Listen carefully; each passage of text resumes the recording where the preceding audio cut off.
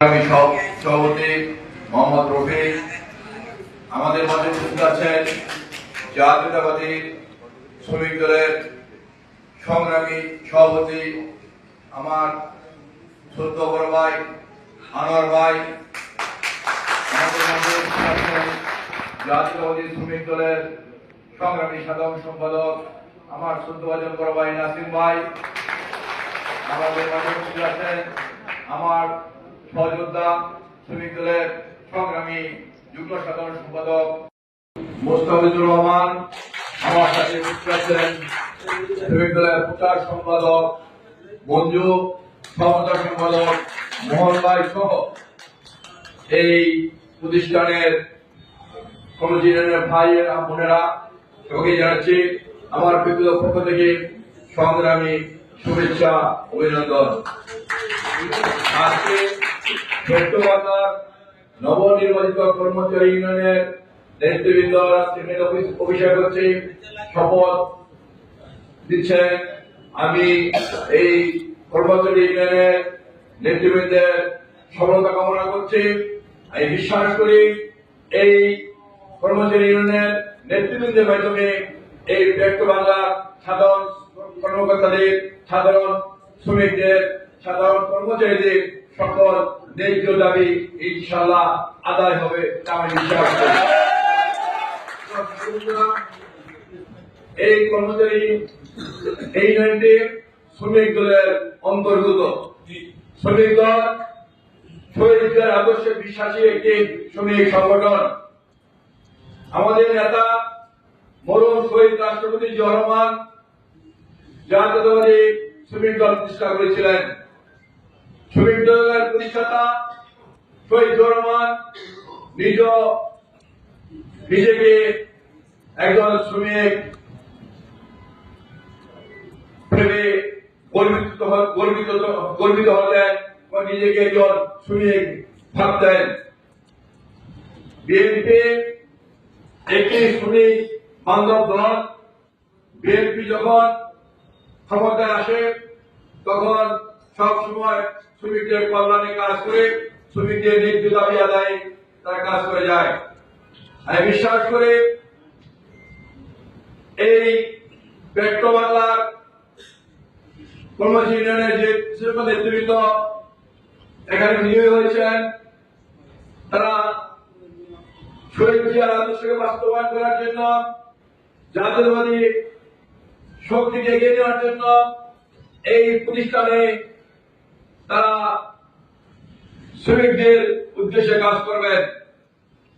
আমার নেতা তারেক রহমান বলেছেন,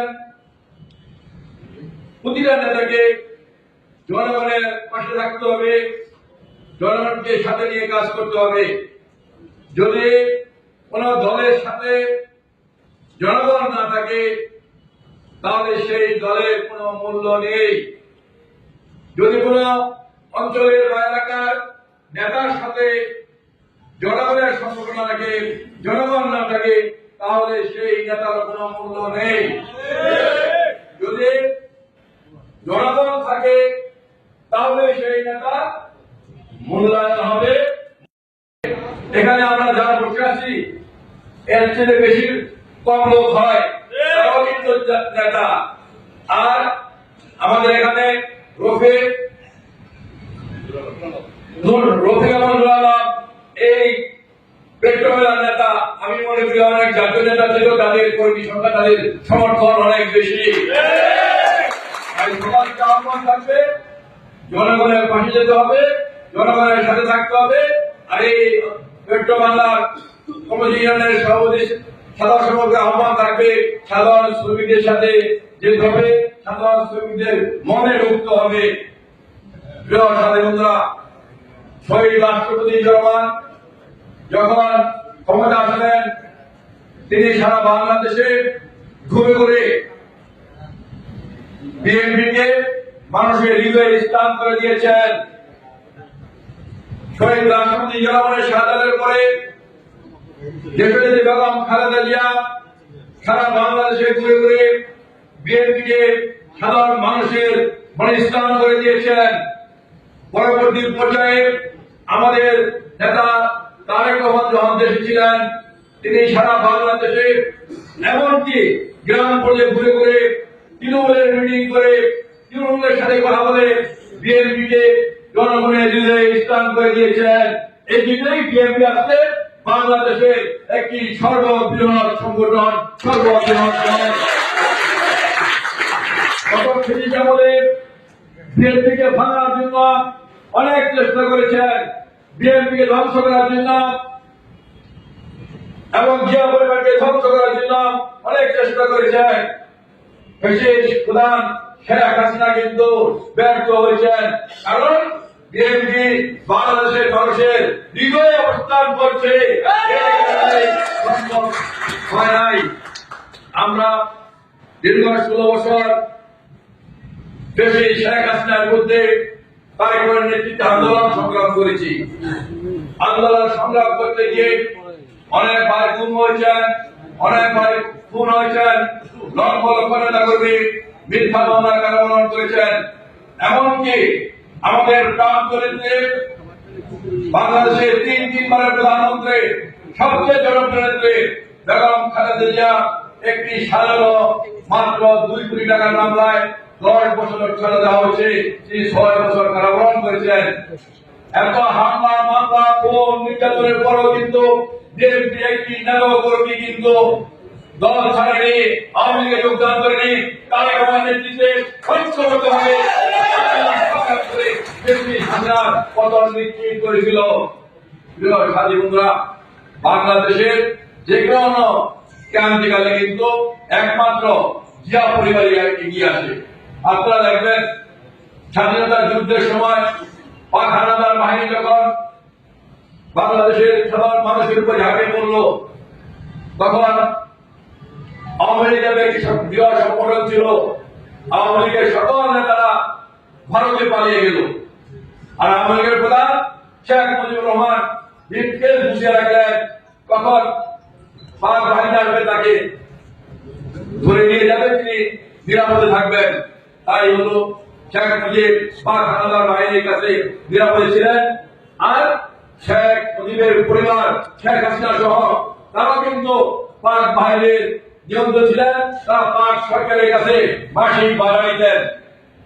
এই ক্রান্তিকালে কিন্তু শহীদ রাষ্ট্রপতি রহমান দেশ মাটির টানে তিনি বাংলাদেশের মুক্তিযুদ্ধের ঘোষণা দিলেন, স্বাধীনতার ঘোষণা দিলেন।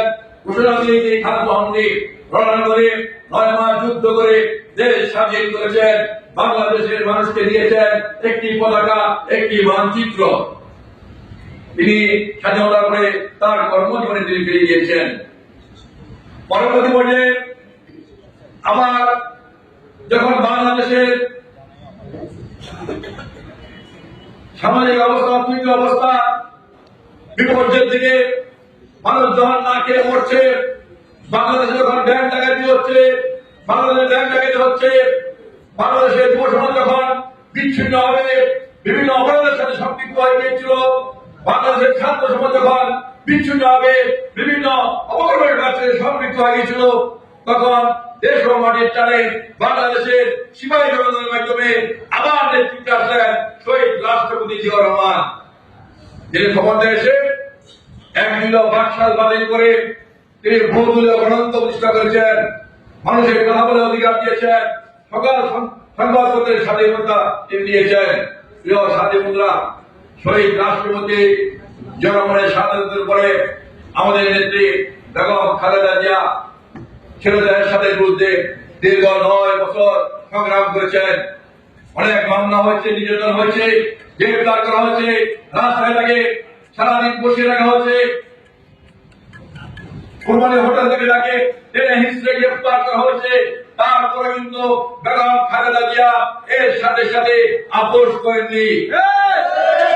অনেকে কিন্তু আপোষ করেছে, এর সাথে সাথে নির্বাচন করেছিলেন। শেখ হাসিনা, জামাত ইসলাম এর সাথে সাথে আপোষ করে নির্বাচনে গিয়ে এর সাথে তারা জায়েজ করে দিয়েছিলেন।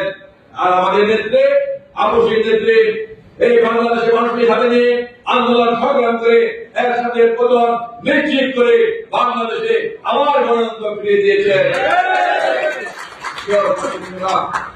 আমরা দেখেছি আন্তর্জাতিক এবং দেশীয় চক্রান্তের মাধ্যমে ওয়ান ইলেভেনের পরে যখন শেখ হাসিনা দেশের ক্ষমতা আসলো, বাংলাদেশের মানুষের বুকে করতে বসলো, তখন আমাদের নেতা তারেক রহমান বাংলাদেশের ছাত্র সমাজকে, যুব সমাজকে, শ্রমিক সমাজকে ঐক্যবদ্ধ করে শেখ হাসিনার বিরুদ্ধে দীর্ঘ 16 বছর আন্দোলন সংগ্রাম করেছে। মিথ্যা মামলা দিয়েছে। তার ভাই আনুকুমার বকুর খেলাপ বরণ করেছেন। তার মা মৃত্যুর সাথে বেগম খালেদা মৃত্যুর সাথে পাঞ্জা লড়ছেন। তারপরে কিন্তু বেগম জিয়া তারেক রহমান শেখ হাসিনার সাথে আপোষ করেননি।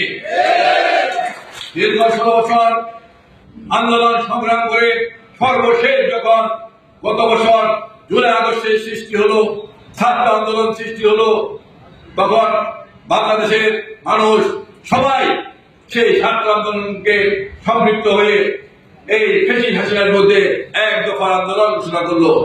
তখন কিন্তু আপনারা দেখেছেন, আজকে যারা কয়েকজন উপদেষ্টা আছেন, এনসিপি নেতা আছেন, তখন তারা কিন্তু সাংবাদিক সম্মেলনে করে বলেছেন আমাদের দাবি, আমাদের বৈষম্য বিরোধী আন্দোলনের দাবি, আমাদের এই দাবি সরকার মেনে নিয়েছে, আমরা আন্দোলন প্রত্যাহার করলাম। আর যারা এক দফার সরকারের বদলের আন্দোলন করছে, যারা অপরাধ করছে, তাদের সাথে আমাদের কোনো সম্পর্ক নেই। তখনই কিন্তু তারেক রহমান বাংলাদেশের গ্রামে গঞ্জে ছাত্র সমাজকে, যুব সমাজকে, শ্রমিক সমাজকে, পেশাজীবী সংগঠনকে ফোন করে ঐক্যবদ্ধভাবে রাস্তায় নামিয়ে শেখ হাসিনার পতন নিশ্চিত করেছেন। সম্ভব হয়েছে। প্রিয় সাথী বন্ধুরা, বললাম বাংলাদেশের যে কোনো ক্রান্তিকালে একমাত্র জিয়া পরিবারে এগিয়ে আসেন। প্রিয় সাথী বন্ধুরা, আমরা দীর্ঘ 16 বছর মানুষের ভোটের অধিকারের জন্য আমরা আন্দোলন সংগ্রাম করেছি। গত 16 বছর বাংলাদেশের মানুষ ভোট দিতে পারেনি। দিনের ভোট রাতে দিয়ে সম্পন্ন করেছে। স্থানীয় নির্বাচন, জাতীয় নির্বাচন, যে কোনো প্রতিষ্ঠানের নির্বাচনে মানুষ ভোট দিতে পারেনি। আজকে আমরা ভোট দেওয়ার অপেক্ষা আছি। বাংলাদেশের মানুষ আজকে ভোট দেওয়ার অপেক্ষা আছে। কিন্তু আমরা দেখতে পাচ্ছি 2-3টি রাজনৈতিক দল আজকে সেই ভোটকে বানচাল করার জন্য চক্রান্ত করছেন।